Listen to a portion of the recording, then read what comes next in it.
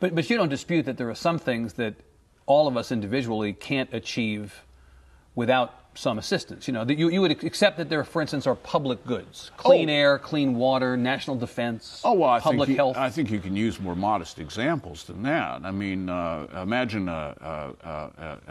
competing systems of private sewer lines. You know, when you built a house, you looked up sewer companies in the yellow pages, and they dug a hole over to your house to take the sewer away.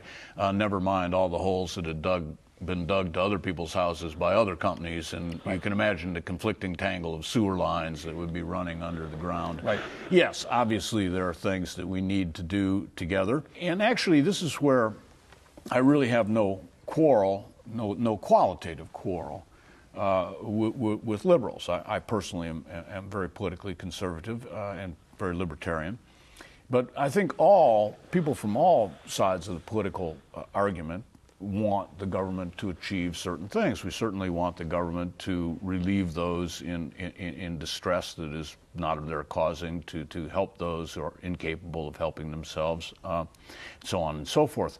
My problem is that if you ask government to do everything, none of that stuff is going to get done well.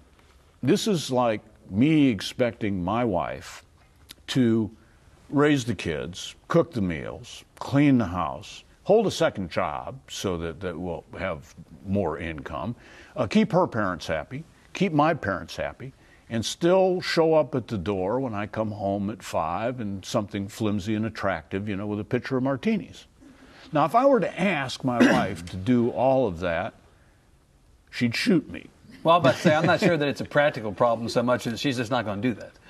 No, but even if by some wild stretch of the imagination I were able to compel her to do this, none of these things would be done very well. No, right. And we have been, over the years, especially in the years since the beginning of the New Deal, we have been asking our government to do more and more and more things.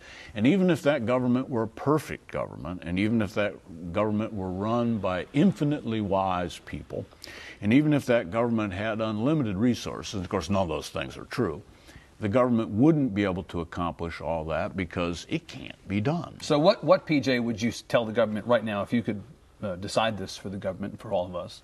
Stop doing the following 3 things. Well, I think probably the first place I would start would be, just because it's visible and ridiculous, is agricultural subsidies, which are $285 billion over 5 years in the latest farm bill.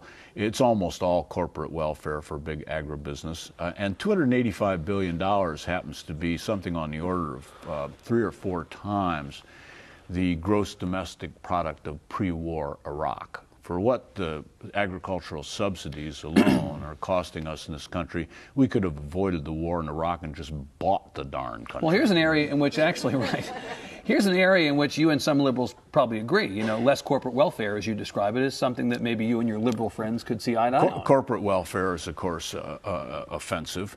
Our tax law is deeply offensive, not because of the rates of taxation, but simply because our tax law is, at its core, without all the codes and amendments, is I forget what the exact figure is. It's something like 10,000 pages long. Tax law that we face, 10,000 pages long. Now, there's a principle in life. It's a personal principle, it's a business principle, it's a moral principle, it's a legal principle. Beyond a certain point, complexity is fraud. Complexity is fraud. I give you airline ticket pricing as an example. Cell phone packages, cable TV offer. Beyond a certain point, complexity is fraud. Our tax code is fraudulent simply on the face of it. The mere size of the thing makes it You just fraud. know that it's just bad. Timothy Geithner. Here's one of the man supposed to be a Treasury Secretary, Timothy Geithner, one of the great financial geniuses of our time, failed to pay his taxes. Now, the Republicans jumped on him for not paying his taxes. And I thought Republicans are being very stupid here. Republicans should say, here's Timothy Geithner, one of the great financial geniuses of our time, and he can't figure out his taxes. They should use him as an example. Must be something wrong. Emblem here. of the fraud. Yeah, yeah. I have friends who live in Hong Kong, wealthy friends who live in Hong Kong, and their tax form is the size of a postcard. So you would do like a Steve Forbes, to go back in the Wayback Machine here, you would do like a Steve Forbes sort of tax simplification, flat tax. There's never going to be such a thing as a flat tax. Yep. There are always going to be a certain number of people who don't make enough income to bother taxing them, and, right. and it would be cruel to do so. And Adam Smith, actually a great proponent of the free market, actually made the point that there is nothing inherently morally wrong with the idea of richer people paying not only more taxes, because of course they would pay more taxes, but paying taxes at a higher rate, because one of the main purposes of government, and some would even claim the main purpose of government, is protection of property, and rich people have a lot more of it. And so government does them a lot more good. And therefore they should pay a lot. So are you for the idea that tax rates should be higher for wealthy people, and are you willing yourself to pay more taxes than somebody less wealthy than you? I do.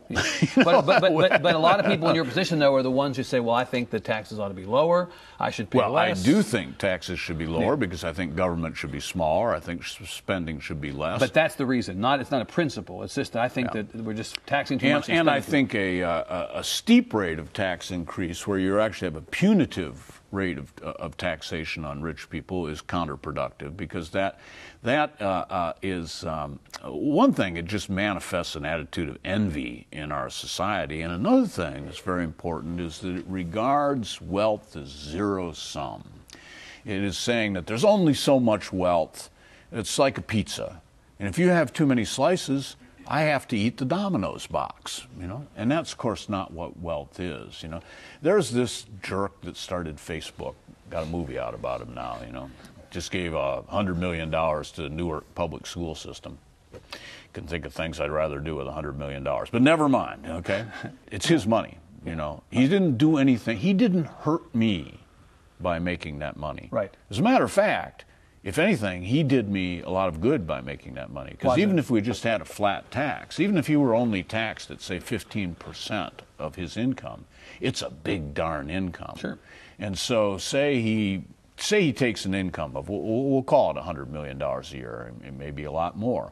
Say he's taxed at a flat rate of 15. That's $15 million worth of paved streets, of police protection, of Marine Corps, of health care for people who cannot afford health care. He's giving our society $15 million, and rich people provide enormous benefits for us, and to go at a sort of a punitive, I would say the attitude of the Obama administration is, oh, those naughty rich people, they've taken all the money and we're going to take it back because they took it from us.